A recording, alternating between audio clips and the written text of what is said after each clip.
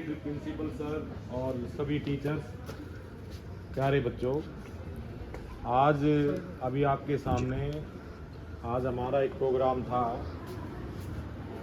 उसका नाम है एनवायरमेंटल इश्यूज एंड कंजर्वेशंस। जी।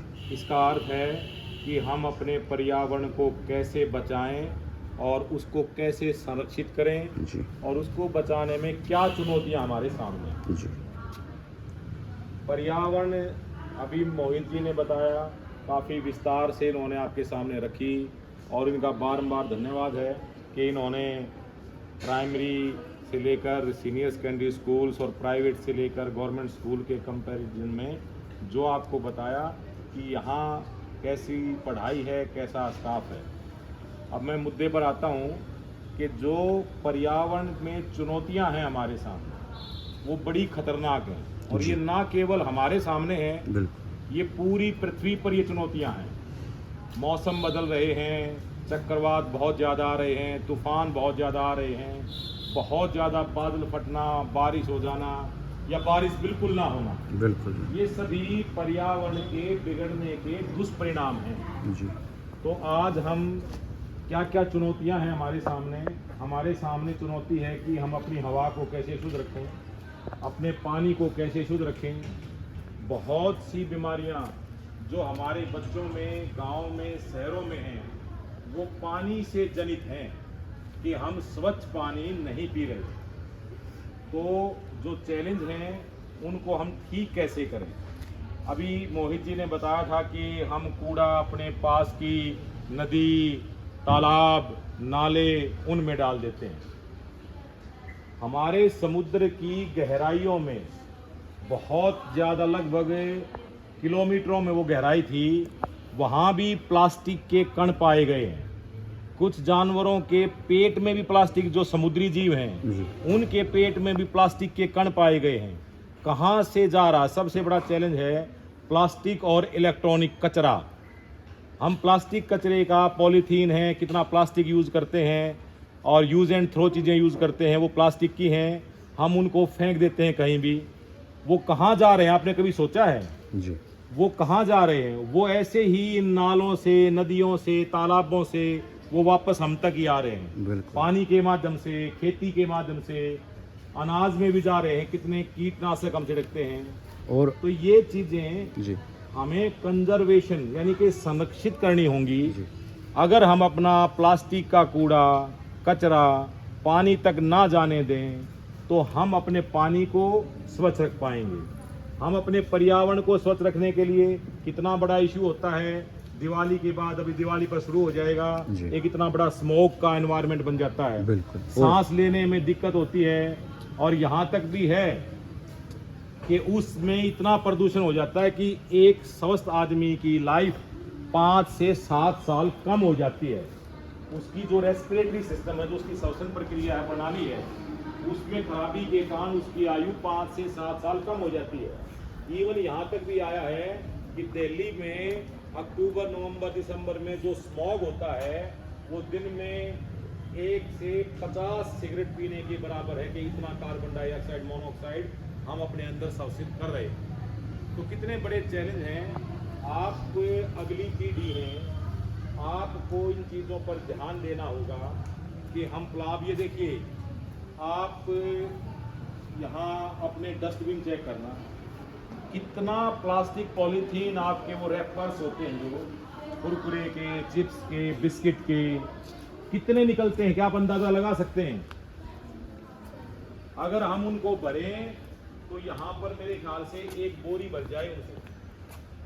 कहाँ जाते हैं वो इतनी बड़ी चैलेंज है हमारे सामने। सरकार ने पहल की है सिंगल यूज पॉलीथीन। और सिंगल यूज पॉलीथीन क्या है? सिंगल यूज पॉलीथीन है कि हम ऐसी पॉलीथीन यूज करें कि जो एक बार नहीं, कई बार यूज हो जाए। सिंगल यूज वाली पॉलीथीन है, उसको हम बंद कर रहे हैं। लेकिन विडंबना है कि हमें पहले जो हमारे बूढ़े बुजुर्ग होते थे तब पॉलीथीन नहीं थी, सभी क्या एक थैला लटका के जाते थे या हाथ में थैला लेके जाते थे, बाजार से खरीदारी करते, उसमें डालते, उसको भर के लेके आते थे।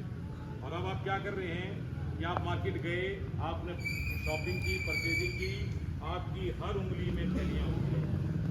हम 3 मिनट का इकट्ठे, चाहे हम सब्जी लेके आए, चाहे फ्रूट्स लेके आए, या कोई भी हम डेली बेस की चीज़ लेकर आए, आता है ना सभी पॉलिथीन में। ये इतना घातक है।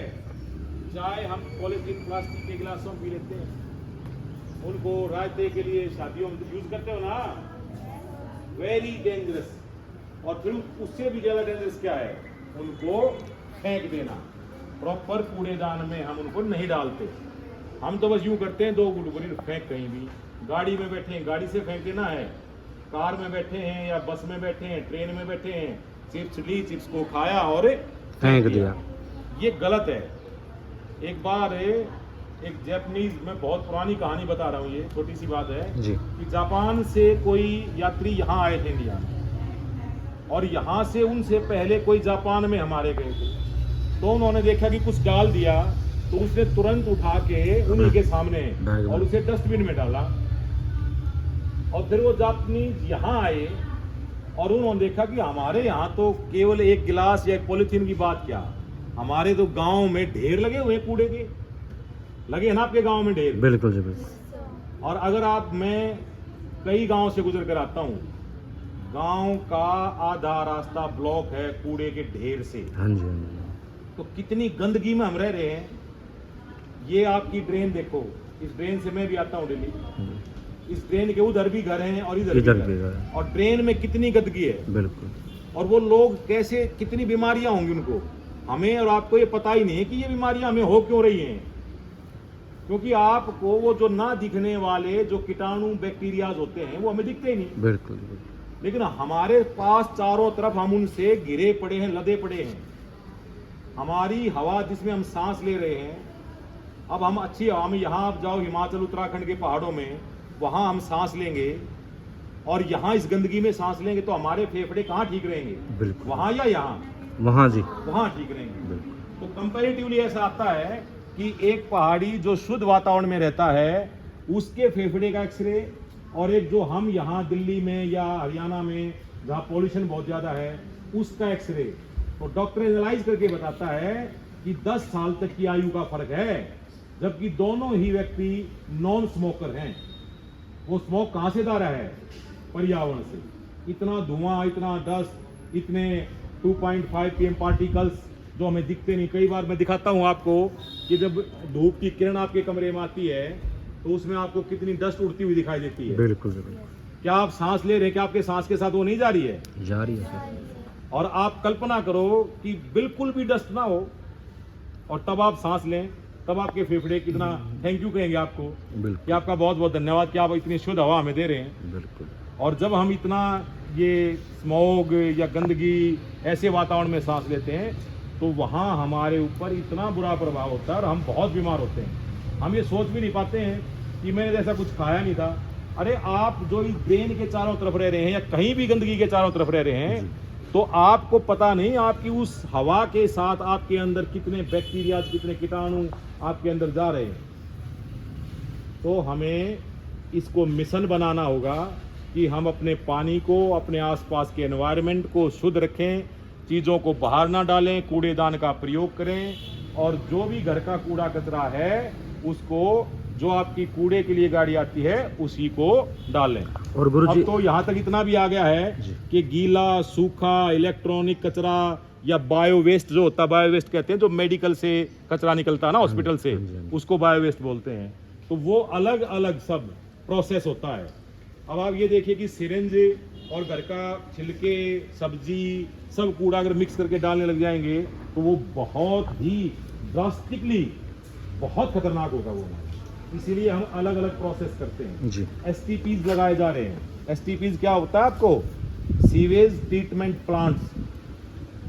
सीवेज ट्रीटमेंट प्लांट का मतलब क्या है कि गांव में, शहरों में जो सीवरेज हैं, जो सारा गंद अपने आप में समेटे हुए हैं और शहर के सड़कों के अंदर नीचे से गुजर रहे हैं, उसको लेकर हम उसका प्रॉपर यूज करें।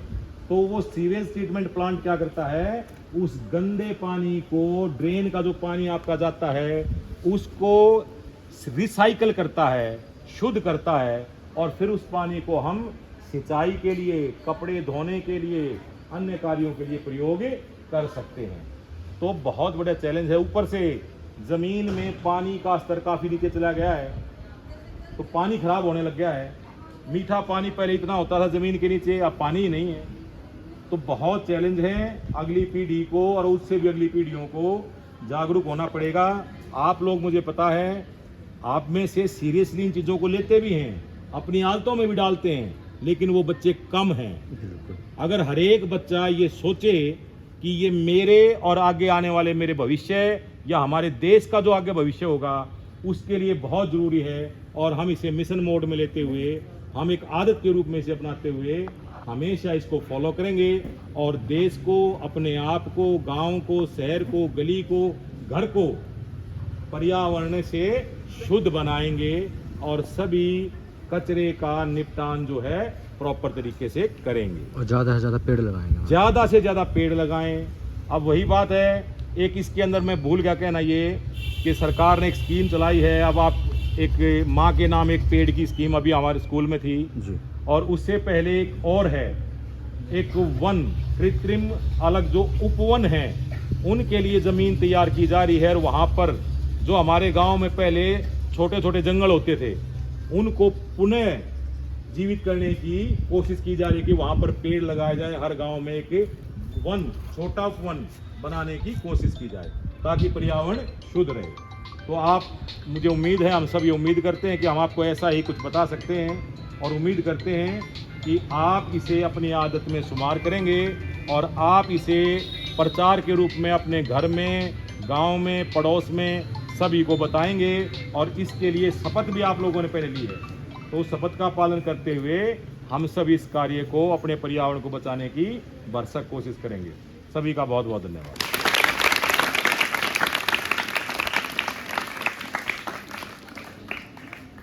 ठीक है सर।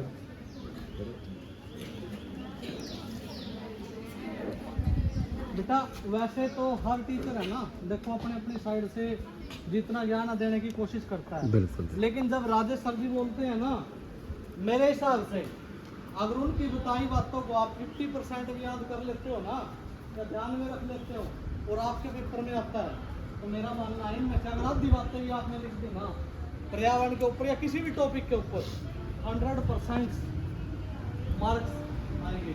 और वीडियो के माध्यम से बताना चाहेंगे, जैसे सर जी बोल रहे थे जी, ज्ञान का यहीं से आप देख लो। आप बिल्कुल मास्टर। एक टीचर के पास कितना ज्ञान है, कितना ज्ञान। कंपैरिजन कर लो। ये सरकारी स्कूल के अपने हेडमास्टर जी है राजेश जी, बिल्कुल मास्टर। इनका कितना ज्ञान है, कितना कितना ज्ञान। वाइड लेवल पे बोलते हैं जी जाके। मास्टर, जी मास्टर। ठीक है, जी। तो बेटा जो सर बताए ना किसी भी टॉपिक पे, आप उसका 50% भी याद कर लोगे ना बेटा, रट्टा मारने की जरूरत नहीं पड़ेगी कभी भी। ठीक है, तो राजेश सर जी ने इतना गहराई से बताया पर्यावरण के ऊपर, तो मैं सर का और मोहित सर का, प्रिंसिपल साहब का, और आप बच्चों ने भी इतने ध्यान से सुना, इसके लिए धन्यवाद बहुत करते हैं। बहुत धन्यवाद। Thank you.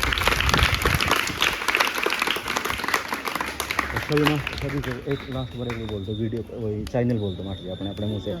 Mohit Salwan channel है और ज़्यादा से ज़्यादा बेटा बच्चे, ये खबर आपको मोहित सालवन पे मिलेगी अपने स्कूल में। यूट्यूब के माध्यम से आप मोहित सालवन लिखोगे यूट्यूब पे जाके, तो वीडियो आपकी जो आपकी बनाई है, 2 वीडियो बनी आपकी, तो दोनों वीडियो आपको वहाँ मिलेंगी। और जो पहली वीडियो गांव में बनाई थी, जो आप गांव में प्रभात फेरी कर रहे थे, वो भी उसी चैनल पे है, मोहित सालवन। ठीक है, तो यही चैनल यूट्यूब पे, यही फेसबुक पे, यही इंस्टाग्राम पे, तीनों पे एक ही चैनल है। सब्सक्राइब भी कर दियो बेटा। और शेयर कर, वीडियो शेयर करो ज़्यादा ज़्यादा, जितनी शेयर करोगे उतनी अच्छी आपकी प्रमोशन होगी स्कूल की। ठीक है। तो बहुत बहुत धन्यवाद आपका।